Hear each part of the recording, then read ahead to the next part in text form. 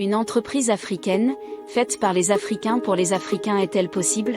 Plus besoin de le démontrer, l'Afrique est non seulement le berceau de l'humanité, mais aussi le berceau du système scriptural, des sciences mathématiques et spéculatives.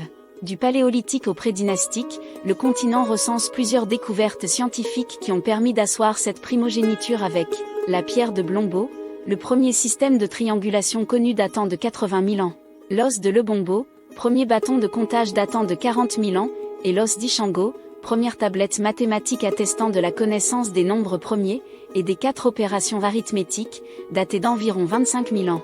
Outre ces découvertes, les seules traces d'éclosion d'une civilisation sur la période antérieure partant du paléolithique au prédynastique, se trouvent le long de la vallée du Nil. Cette civilisation qui a émergé aux sources du Nil est à la base de la brillante civilisation égyptienne, jamais égalée. En plus de Kémet, d'autres civilisations comme celle de Kerma, Napata et plus tard Méroé, où l'on a découvert près de 250 pyramides et plusieurs châteaux forts, dont le plus impressionnant est le château fort de Bouenne, ont fait la grandeur de l'Antiquité africaine.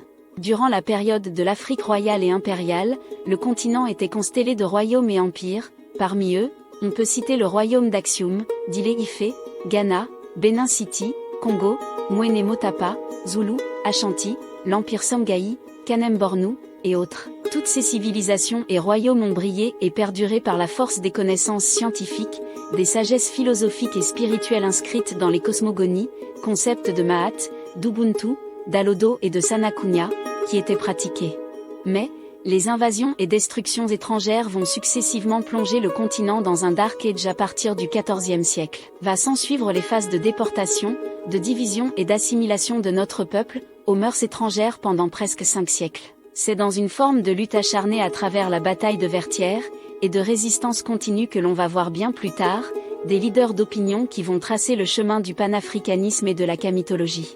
Ces leaders panafricains et kamites tels Toussaint Louverture, Marcus Garvey, Anténor Firmin, Kwame Nkrumah, Patrice Lumumba, Malcolm X, Julius Nyerere, Ruben Umniobé, Sylvanus Olympio, Cheikh Anta Diop, Théophile Ogbanga, Kouvi Gomez, Thomas Sankara, Omotunde Kalala, Kemi Seba, Nathalie Yamb, ont tous inspiré plus qu'une génération de jeunes Africains épris de souveraineté. On peut lire aujourd'hui les velléités d'émancipation dans la galaxie panafricaine noire à la fois continentale et diasporique. On peut voir un nouveau cycle se dessiner avec l'avènement des énergies de l'ère du Verseau. Les jeunes Africains ont décidé de faire face à leurs problèmes et de les résoudre de l'intérieur. Chargée de cette solide histoire multimillénaire, la jeunesse panafricaine s'est dotée d'une conscience collective, qui lui permet aujourd'hui d'affirmer sa volonté de puissance. Ainsi, construire une Afrique pour les Africains est un objectif atteignable. C'est armé de cette mouvance panafricaine, et épris des fortes valeurs ancestrales africaines que Edenis Group se positionne, comme une organisation fédératrice à l'échelle continentale et diasporique. En effet, Edenis Group est une entreprise panafricaine qui s'engage à contribuer au renouveau du continent en apportant des solutions innovantes axées sur la recherche et le développement. Conscient de la richesse historique du continent, Edenis Group a arrimé sa culture professionnelle sur les valeurs philosophiques et les sagesses ancestrales du continent, afin que l'entreprise puisse refléter l'identité africaine. L'organisation Edenis est un écosystème de 13 sociétés. C'est un groupe d'investissement qui a pour mission de contribuer à la construction de la nouvelle Afrique. Une vision globale du rêve africain soutenue par un support système, Edenis Partner, Edenis Think Tank et Edenis Fondation. L'objectif principal est de devenir le leader de la construction de la nouvelle Afrique, à travers la création de plus de 100 000 entreprises sur le continent à l'horizon 2034. Les fondements de notre modèle économique s'inscrivent en droite ligne avec la vision philosophique africaine, de communion et de partage.